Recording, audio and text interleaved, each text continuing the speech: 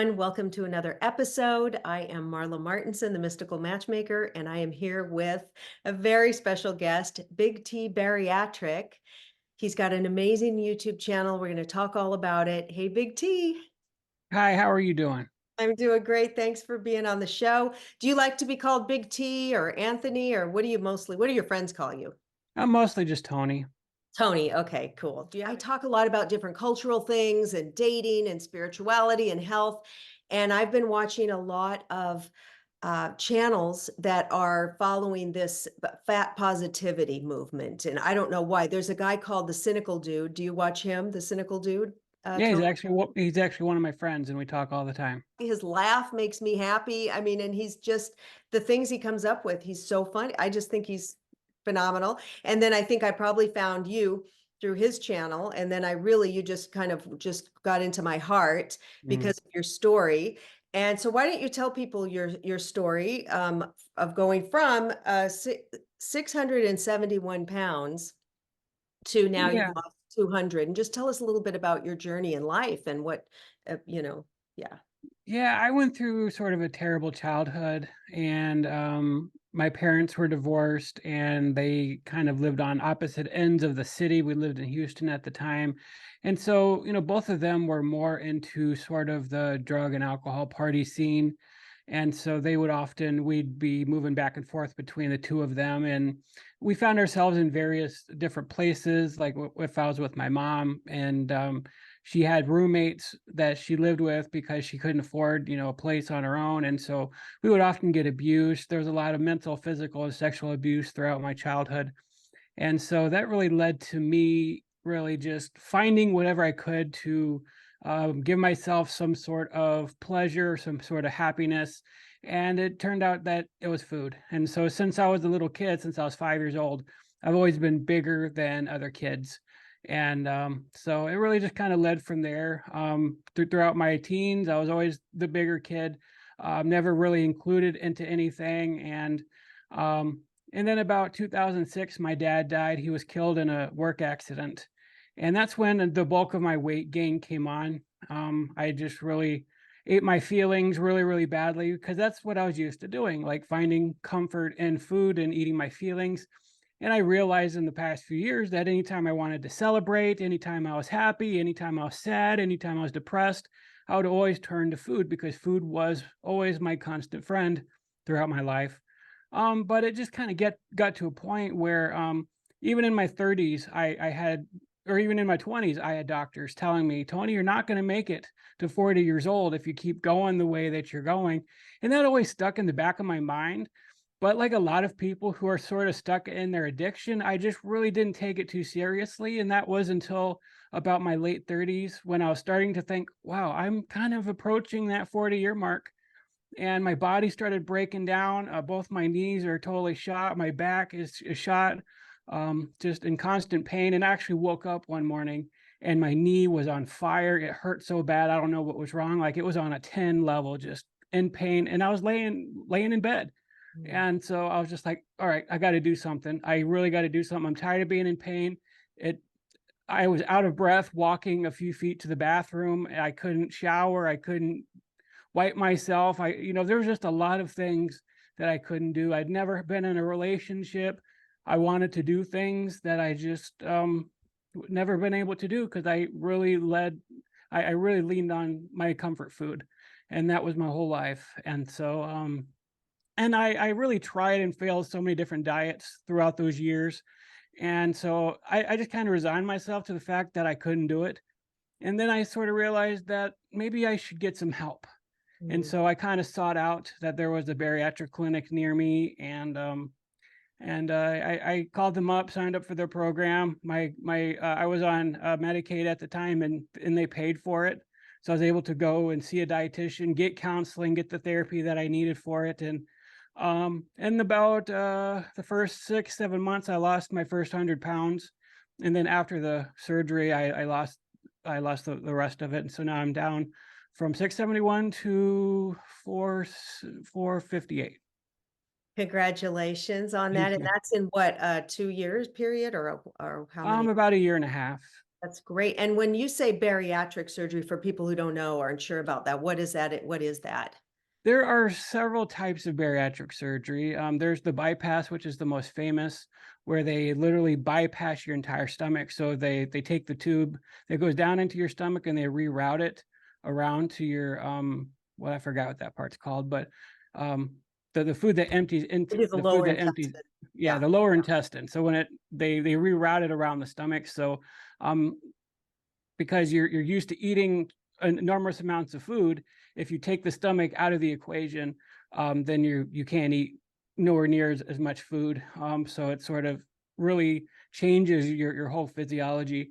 And then there's the sleeve surgery, which is what I got. And it's pretty much they remove 90% of your stomach, so you're left with sort of a pouch. They really took that out, or did they Yeah, just leave it off? Okay, so that's gone. So, yeah. They have like this tool. It's like scissors. I get in the camera. It's like scissors, and then like on one end they're staples, and on the other end they're staples. So when they go in and make a cut, it staples both ends, yeah. and then they cut, staple, staple, staple, and so you're left with about 10% of your stomach, and they remove the 90%. Sometimes it's 80%. You know, it just depends on the doctor. And then I guess people can stretch that stomach back out again, right? If they don't stay on the diet that they should when after they, because some people do gain it back. Yeah, yeah. Some people do end up, if they go back to their old eating habits, stretch that stomach back out. But that's why they're very careful with making sure that you get therapy, you get counseling, you deal with the mental part of it. And that's the biggest thing that I learned through all of this is that a lot of people think weight loss is physical. And so Right. they think, I'm just going to jump into a diet tomorrow. But then they keep failing and failing like I did for decades and wonder, okay, diets don't work. I'm just going to give up on it. I'm going to give in to my fat, but they don't really realize that there's a reason why they can't break hold. Yeah. You know, they just keep failing because they haven't dealt with the mental part of it. And so a lot of it was mental, a lot of it is emotional eating, a lot of it is an addiction to food. And the way that they chemically create food these days Oh. is to put sugar in it so that you're addicted to it. And then once you try to stop eating that food, you literally go into withdrawals. Yeah, And you because will it's not go, like people like who are overeaters are eating a pound of a bag of apples or a thing of carrots or yeah. broccoli or it's going to those starchy, foods, those yeah, chemical laden foods. I mean, when a lot of people try the keto diet, I don't know if you've heard of the keto, Yeah. but you go into something called the keto flu, and that's because you stop eating carbohydrates and sugar, and then your body freaks out and it withdraws because it's used to using the sugar as fuel in your system. And so Mhm. it's like, oh crap, what's going on? I don't have the sugar, I don't have the fuel anymore. So you literally feel like you have a flu. You Mm. just muscle aches and exhaustion and just nausea and headaches. And it's like if you stop drinking caffeine for a while too, you get a really bad headache from it. Oh, Like yeah. a lot of these things are designed to keep us hooked to it. Yeah. And did you do the keto or are you on that or? I have done it off and on. Yeah. And what I would think that if you're shrinking the stomach down so low, it would be hard. You really got to be careful to get enough minerals, nutrients that you really need into the body. Yeah, Um, it's really hard to get certain minerals absorbed into your system. It's they eating give you enough. these very powerful vitamins, but you got to take like so many of them at different times throughout the day because you just do not absorb as much Right. of it as you need. Yeah. And now, did you come from a family of overeaters or heavier people? Actually, no. Everybody in my family is normal sized.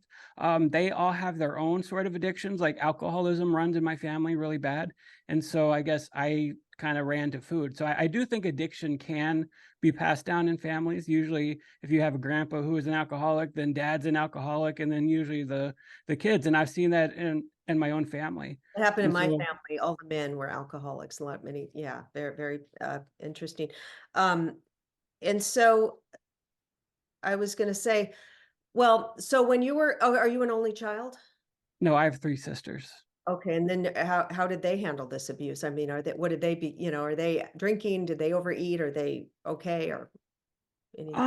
My older sister, she's a byproduct of my dad having relations in high school, and so she was later adopted, and then we found her later on when I was 13, or she found us, something like that happened. Oh, yeah, And half so sister. Yeah. yeah, half sister, she didn't really have anything to do with that. She grew up in a nice family. And then so my sister, my full sister, she dealt with that her own way through drugs and alcohol and stuff and sex. And so she was really, really wild for a long time. And once she had her first kid, she really calmed down. She's a really good mom now, and so she's doing great. And then my younger sister, again, another half sister from my mom's side, she had another relationship. So my parents divorced when I was 5. So this was 2 different parents, but Okay. And yeah. you're living with your mom now, right? Yeah, yeah, she lives here with me. She lives upstairs. I live downstairs, and so we kind of make it work. Yeah. Now, at your heaviest, so there's a couple questions because sometimes I'll watch my 600-pound life, and you do reactions, you guys. So Tony does these reaction videos to these fat. We're going to talk about these fat influencers and the fat positivity, which is just fascinating to me because there's something that's been pushing this kind of agenda for people to be making these videos about how fabulous it is to be fat. And then if they lose, and we're not just talking a few pounds here, we're talking about obese. And then Mhm. if somebody wants to lose weight like you and get healthy, they'll attack them and get mad. And so a couple things, when you were at your heaviest, almost 700 pounds, and you said you couldn't, I mean, there's a lot of it's hard to have good hygiene, it's hard to get into a shower. Was somebody living with you at the time? And how did you get your food? How did you get all this stuff? Who helped you? Yeah, my mom moved in with me, and so at the worst of it, she did all the cooking, all of the cleaning, and it was very frustrating for her to have to deal with it. But yeah, and she'd often have to pull me aside, Tony, you're eating way too much, and I'd get angry with her, and because I was addicted, I needed my fix, and if you try to take that fix away from somebody who really, really wants it, it's really difficult. So our relationship was strained, and it still kind of is. But yeah, my mom moved in, and so the way I paid for a lot of it is I don't even remember. Like a lot of the That's times a big thing. How are these people they eat so much paying for it? Because it is expensive and most people aren't working when they're that big.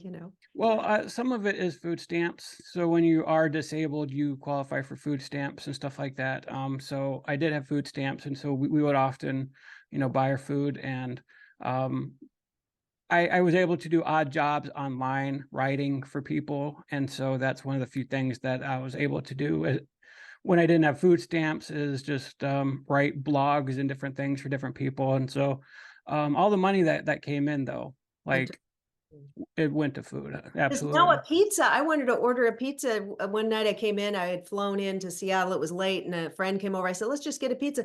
Just a medium pizza to be delivered was going to be like $40. And I was Yeah. like, this is crazy.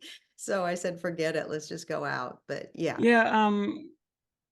A lot of the people on the show, like they show from like 5, 10, 15 years ago. So it's not the food prices weren't as Oh, crazy okay. then. And most of them do live with somebody, so they do have a parent often who is ordering the food. Maybe they get disability on top of food stamps, and so if they're living with somebody, they don't have to pay for rent, they don't have to pay bills. A Right. lot of their money can just go towards food. And some of these are married or have boyfriends, like the women that the skinnier boyfriend, but then sometimes the mother or everybody's kind of larger Yeah. and they're all, but they're bringing this food and, I could just hear people yelling at the TV, don't give it to them. They can't get up and get it. Just don't give it to them. You're enabling. And then Dr. Now on the 600-pound life, he'll say, what do you do? Why are you giving it to him? You're enabling and all this. It's very complicated, but they must have their traumas, their issues as well, the enablers. Yeah. Yeah, I and think I personally have the opinion that it's impossible to get that size without having an enabler or many enablers. Because again, when you get to that point, you can't walk, you can't exercise, you can't take a bath. I mean, a lot of them do take a shower, and you show that scene. It's really, really difficult for them to even take a shower. Some of them are able to. Sometimes they need help. Sometimes they have family members rubbing them down or whatever when they get too big to even get up and take a shower. So they often have people bringing the food, ordering the food, buying the food, cooking the food, doing whatever they can to take care of their loved one. And so I don't know what it's like being on the enabler side, but definitely it's impossible to get that big to be immobile. If you can't cook and you don't have any money and you're struggling to survive, well, how's everything happening? Well, you need somebody to be taking care of you and doing all that stuff for you and paying all the bills and doing everything else. And what prompted you to start your YouTube channel? When did you start that? Not long after I had my surgery, I know of Shauna Steele. I don't know if you've heard of him. He's another YouTuber. He reacts to my 600-pound life. He started his channel about a year before I had surgery, and he was chronicling his journey just a little bit. He stopped recording and then he restarted. And so I was actually looking online about resources for weight loss surgery, Mhm. and seeing if anybody had any YouTube channels talking about it, because I was deathly scared of going to the surgery. I was looking for any reason to get out of it. Like, you only hear horror stories from people. Well, I know somebody's cousin who died, or somebody's cousin struggles, and whatever, just bad news about it. And so I was just kind of looking online, and I found Shauna Steele's channel. And so I actually commented on one of his videos, and he commented back. He actually made a video for me talking about his journey and what happens, this and that. And so I kept track with him a little bit when I was getting close to my surgery. And so when I got done, I thought, well, maybe my channel would be able to help somebody else, that somebody else is going through weight loss surgery. And so that's where it started. If you go back to my earlier videos, I was way heavier than I am right now. And I was just talking about mainly my weight loss journey, and my channel wasn't growing very much. But then I just kind of got the idea of reacting to my 600-pound life, because it's like I lived that. And so Yes. I thought people would be able to really gel with my experience of being that big, and my commentary talking about what it's like being that big, and also telling people that you do not have to stay that size. You can lose the weight. You can get the help that you need. Whether you're just 50 pounds overweight, or 3 or 4 or 500 pounds overweight, you can get help. You don't have to do it alone. And so it really went in and into that too.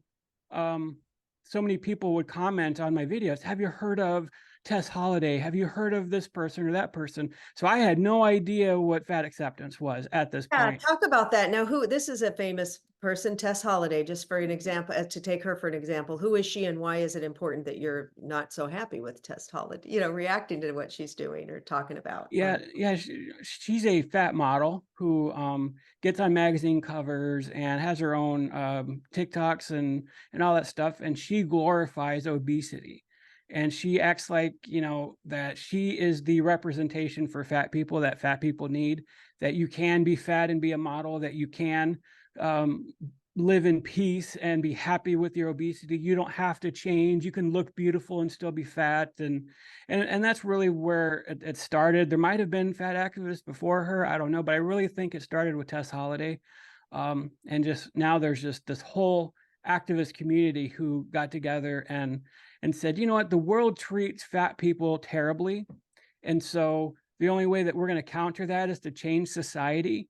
So all of a sudden, there's this big community of the Yeah. fatfluencers and the fat, and they want you saying they want society to change for them. They want the airplane seats to be, they want to have free airplane seats if they can't. Yeah. They want to have widened hallways in apartment buildings, and they want the whole society to change for them. And sometimes you speak on that, and Yeah. so you're reacting to that. And there, one of your videos recently, you were just saying, look, no, you're glorifying this, but you as a person who was almost 700 pounds, no, it's not fun. You're not comfortable. You can't even wipe yourself sometimes. You can't shower. You can't do things. You're in pain. You're not. And just, yeah, just talk a little bit about this, what you say to people who are trying to glorify it. And I'm wondering why they're glorifying it so much. Is it just so that they don't have to face the reality of possibly changing their life? So they say, I'm going to show how fabulous this is. Yeah, I understand what it's like to be them, because when you're in your addiction and you need the comfort, it's very hard to take that from somebody, as I sort of mentioned earlier. Like, you're not going to change somebody from their addiction. But what they're doing is they're making it easier to be fat. And so what they do is they get on social media and they start talking about fat liberation and trying to change society so that society accepts fat people. But but the purpose of my channel is to say, you know what, I've been to that extreme, And being fat is miserable. There's nothing good, there's nothing happy, there's nothing peaceful about being fat. And the more you're trying to change society for yourself because you want to be more comfortable, that's trying to take away the consequences of your obesity. And you're not going to take those consequences away because most of them are very, very young. They're still in their 20s. And so, of course, they're very activist in their mentality about things, and they think they want to change the world. And, you know, their activism is very, very important to them. But what I tell them is wait until you get into your 30s. Like your obesity right now isn't causing too many issues. Your body is holding you up, but it's going to start breaking down. Like I need to have both of my knees replaced. I probably need back surgery. I've Mm. probably done irreparable damage to my body. I'm going to have skin removal surgery. Your Like I'm gallbladder, not, you had issues with your I gall. have over 11 scars on my abdomen. So I'm going to be all scarred up, my whole body.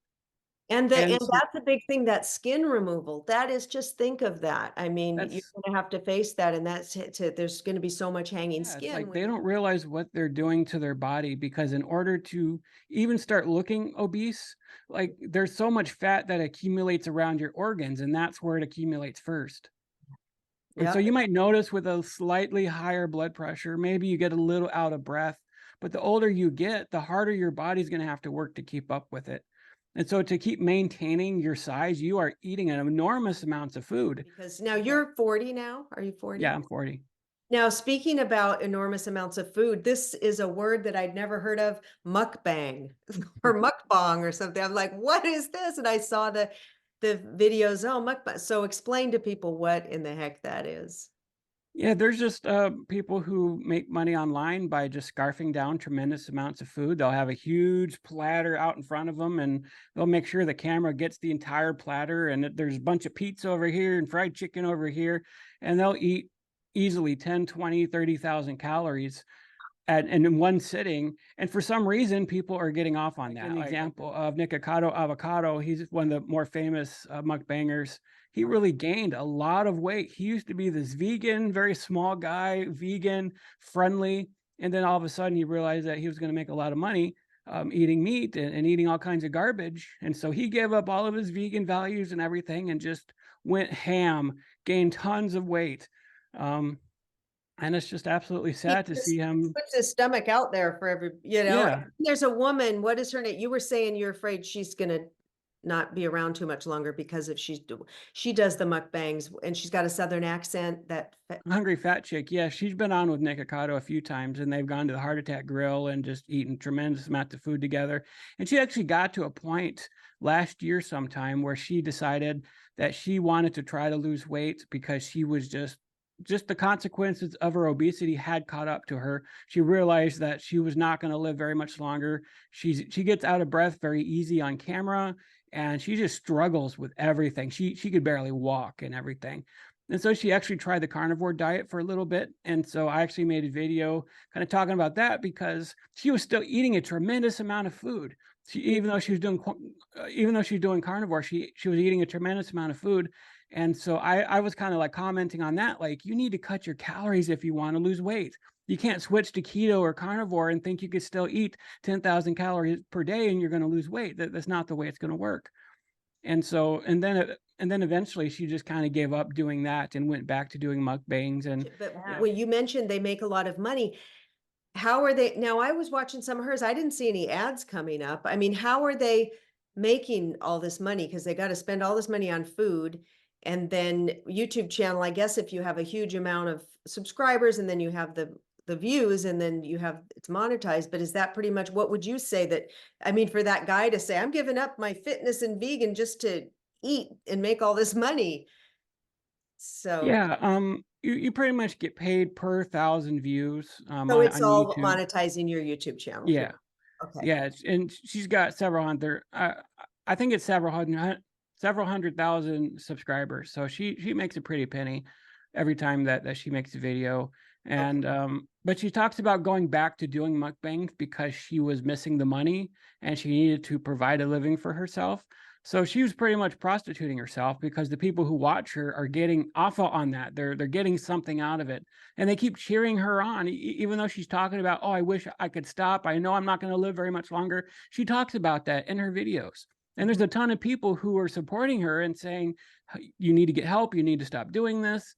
That she just acts like she's all alone. There's nothing she can do. She knows she's near death. And she's actually like welcoming it almost.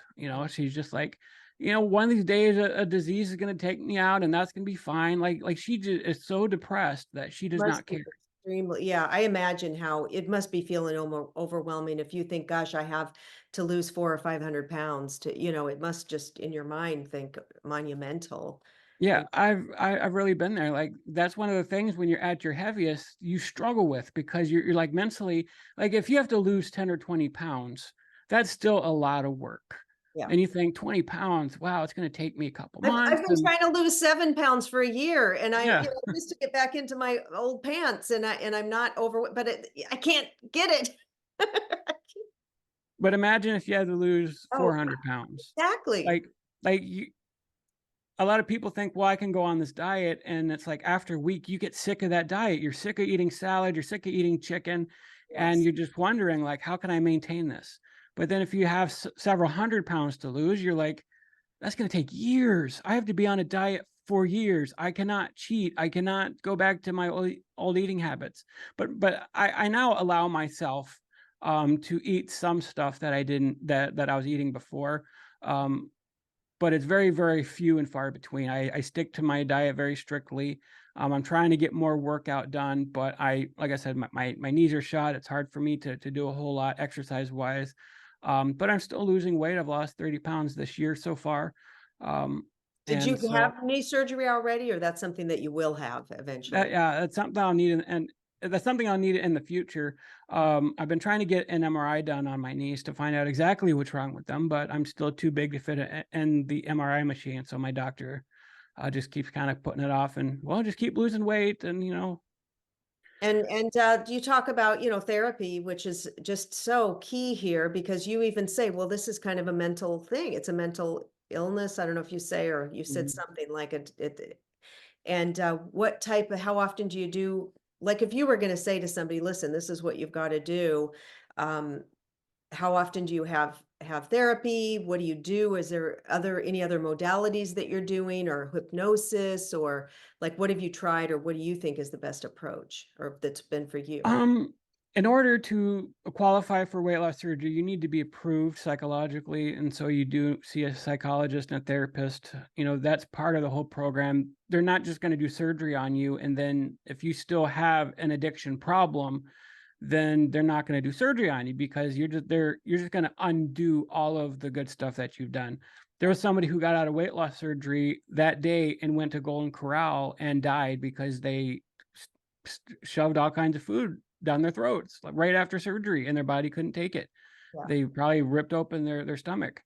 So it's really, really severe. Like you have to be strict.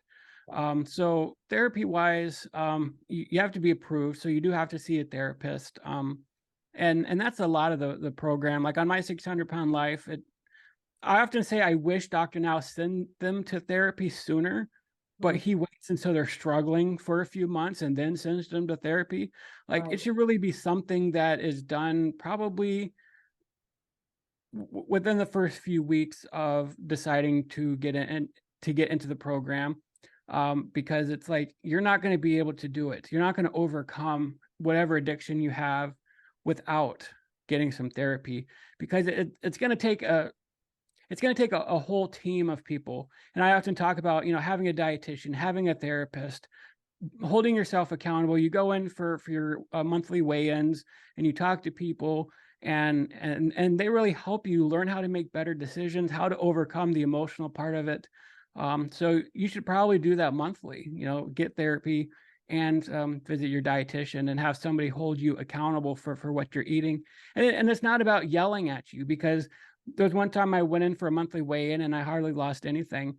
And then, thinking on my 600-pound life, like Dr. Now will say, all right, well, you have one more chance and then we're going to kick you out of the program. And she told me, don't worry, we're not going to kick you out of the program. It's about teaching you how to eat better. Yeah. And so they were very kind with me, and, they worked things out with me. And, if I ate something I shouldn't have eaten, well, how can we substitute that in for something else? So that in itself is a lot of mental help.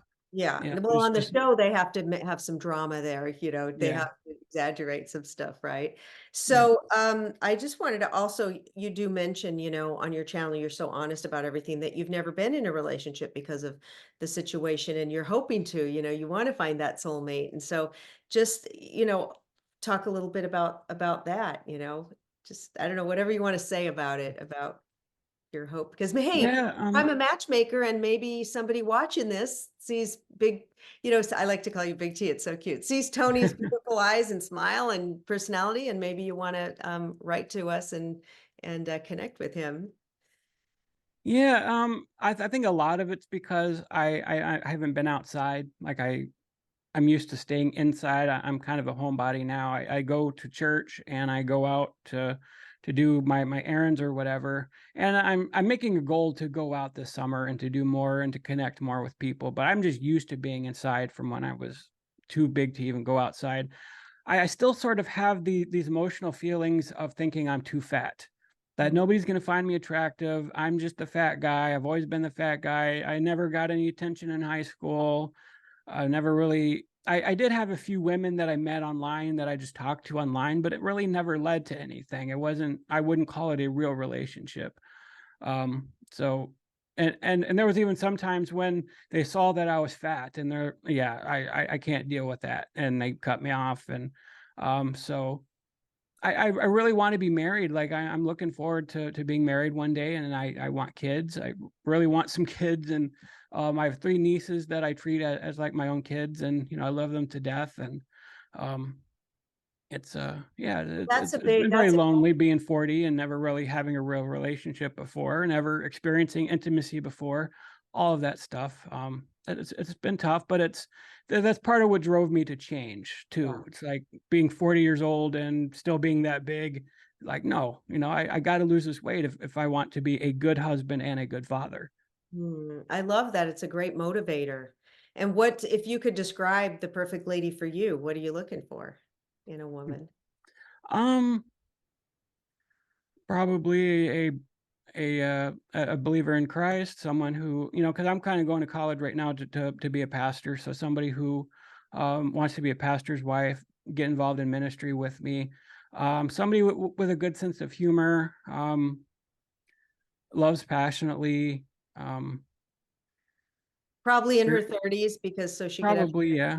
Um, I'll probably go as young as maybe 28, 29, something like that. Like as someone who wants kids at 40 years old, somebody who's a little younger, I still want a couple kids. So you mentioned you go to church and now you're talking about possibly becoming a pastor. Did you come to this becoming more religious to kind of help you on this struggle, this journey, or were you always kind of religious? I became a Christian back in 2004. I wasn't a very strong Christian for a lot of the early years. But when I first became a Christian, it just sort of clicked with me that I was meant to be a pastor.